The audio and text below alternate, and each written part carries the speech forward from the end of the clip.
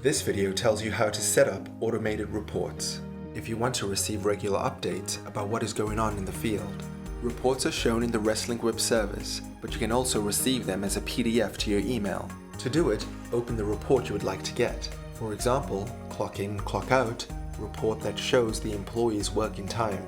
Make sure that this table shows the columns you want to see.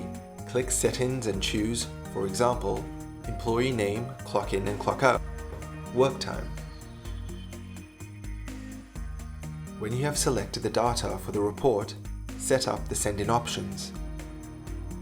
Report name goes to the email subject and the file name. Then the period on which the report is based, and the attachment format.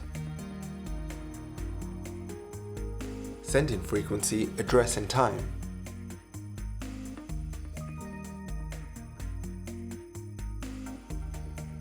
That's it.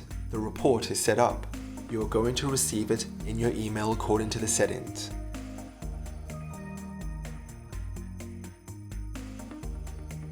Now you know how to set up automated reports.